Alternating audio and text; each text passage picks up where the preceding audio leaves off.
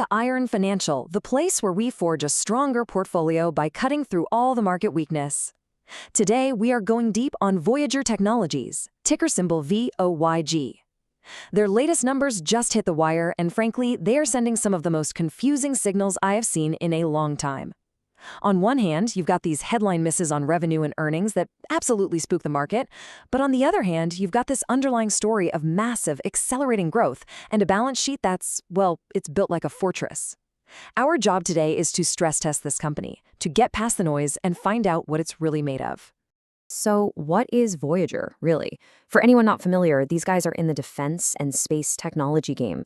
We're talking about mission-critical hardware and solutions, stuff that has to work from the ground all the way up to orbit. Now, this is not some trendy software company with predictable monthly subscriptions. No, this is a capital-intensive, high-stakes industrial powerhouse. The contracts are enormous, the timelines are long, and the margin for error is, well, it's basically zero. You have to understand that context because it is absolutely critical to everything we're about to unpack. Okay, here's our game plan for this deep dive. We're going to tackle this in 5 parts. First, we'll lay out what we're calling the Voyager paradox. That's the central conflict that makes this stock so interesting right now. Second, we are going to inspect all the surface level cracks, the numbers causing all the heartburn on Wall Street. Third, we'll drill down and see if there's a real underlying steel frame holding this whole thing up. Fourth, we're going to follow the smart money, see what the biggest players are doing with their cash. And finally, we'll weigh it all and deliver our final verdict. Let's get to work. All right, let me just jump in here because this is the whole nut of the issue, right? This is why we're even talking about this. How in the world does a company miss on its quarterly earnings, miss on its revenue guidance, and still have bulls out there pounding the table for it? On the surface, it just doesn't compute. You're either making your numbers and growing or you're not. So what is the real story here? Is this a great growth company that just hit a little turbulence? Or is this a broken model that's just trying to sell us a story? This slide right here, this perfectly captures the paradox we're digging into. It's like looking at 2 completely different companies. The bear case, it's simple, it's brutal. They didn't bring in enough revenue, they lost more money per share than anyone expected, and their profit margins are deep, deep in the red. I mean, that's a textbook sell signal. But then you look at the bull case, and it's just as powerful. A record-breaking backlog of future business that is just exploding, really strong double-digit growth for the entire year, not just one quarter, and some of the biggest, smartest hedge funds in the world are buying up shares like there's no tomorrow. Our job is to figure out which story is the real one. Is this company built on a foundation of sand or solid steel? Okay, let's start with the bear case. We're going to put all the positive stuff on hold for a minute and focus only on the numbers that made the stock tank. This is the heavy lifting. We have to understand the damage before we can really assess the integrity of the whole structure. Think of these as the surface level cracks, and we're going to inspect every single one of them. The first and maybe most obvious crack is right here on the bottom line. Earnings per share, or EPS, came in at negative 37 cents. And let's be crystal clear about what that means. The company is losing money. But it's worse than that. Wall Street analysts, the folks who get paid to model this stuff, they were already expecting a loss, but they thought it would be around 33 cents a share. So Voyager missed that target by more than 11%. This isn't just a small miss, it's a significant one. It tells you that either their costs are running way hotter than expected, or the revenue just wasn't there to cover their operations. And that leads us directly to the second crack, the top line, the sales number. Revenue for the quarter clocked in at $46.65 million. The consensus estimate from Zacks was calling for just over $48 million. So they came up short, almost 3% below what everyone was expecting. Now, for a company that's supposed to be in this hyper-growth phase, seeing your sales stall and fall short like this is a major red flag for investors. It immediately makes you question the short-term demand and their ability to execute. Whoa, hold on. This is the number that really gets me. Forget the misses for a second and just look at these margins. A negative 55% operating margin, a negative 53% net margin. This isn't just unprofitable. This company is hemorrhaging cash. Let me put it this way. For every single dollar of product they sell, they're spending about $1.55 just to run the business. How is that even remotely sustainable? This doesn't look like a crack. This looks like the foundation is crumbling. How long can they burn cash at this rate before they hit a wall? That's exactly the right question to be asking, and it is a serious one. Now, to be fair, for context, and this part is crucial, as Guru Focus points out, this is the aerospace and defense industry. It's an incredibly expensive business to be in. You have massive R&D spending, super long lead times on projects, and huge upfront investments before you ever see a dime of profit. So seeing negative margins for a company that's in a heavy growth and investment phase, it's not totally unheard of. I get that. But negative 55%, that is not an investment phase. That is a 5-alarm fire on the income statement. The sheer scale of that cash burn is what's so terrifying. Industry context or not, that is a jaw-dropping amount of money just going out the door. And you're right to be concerned about that burn. Absolutely. But this is exactly why we do the deep dive.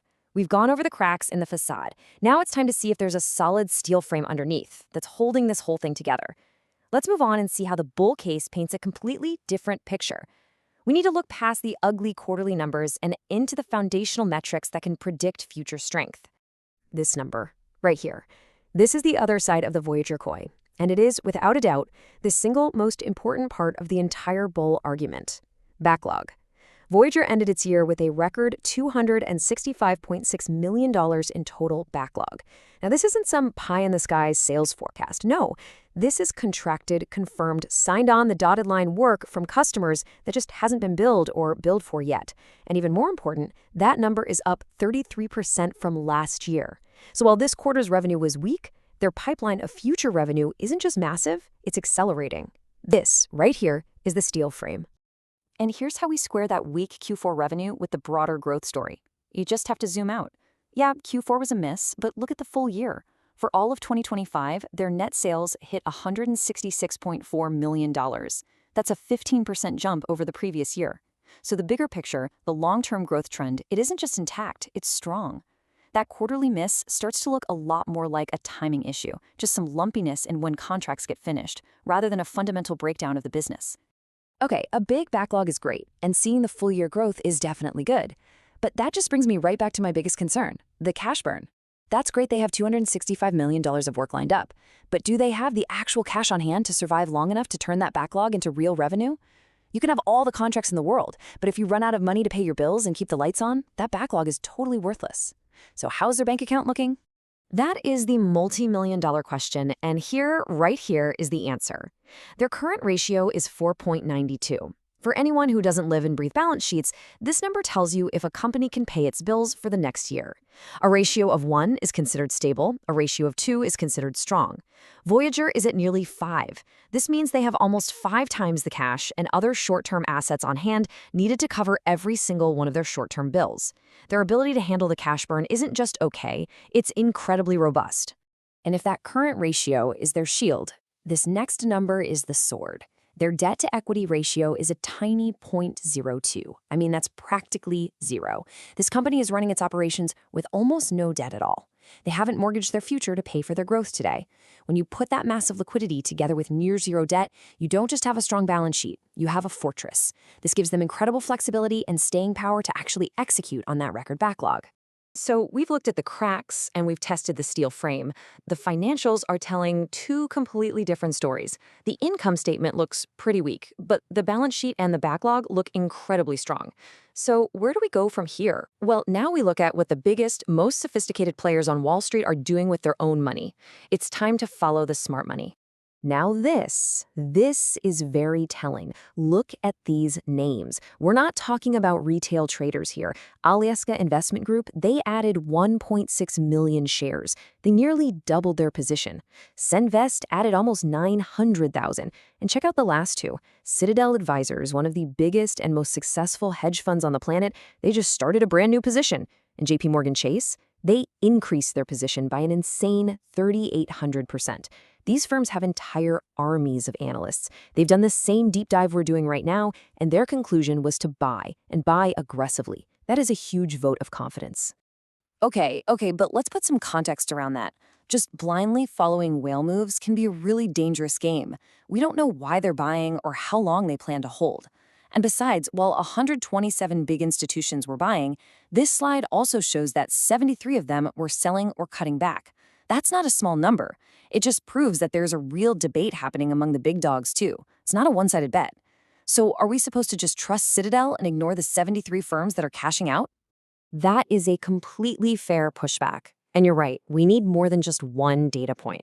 So let's add another layer of professional opinion. The sell-side analysts who cover the stock for a living. Wedbush has a price target of $46. KeyBank's at 45, JP Morgan is at 43 with an overweight rating. Now, you absolutely have to acknowledge the bear in the room. Morgan Stanley has a target of just $25, and that is a major outlier. But when you look at the whole picture, the median price target from these analysts is $44. That tells you that even after that bad Q4 report, the professional analyst community still sees a ton of upside from where the stock is today. All right, this brings us to the final part, the verdict. We've examined the ugly quarterly report. We've stress-tested the balance sheet. We've seen the backlog. We've seen that the smart money is moving in, even while some are heading for the exits. It is time to weigh all the evidence, balance the risk against the potential reward, and make a call. Is Voyager Technologies a golden opportunity for the patient investor, or is it a classic value trap just waiting to snap shut? I mean, looking at this side by side, the trap is pretty obvious.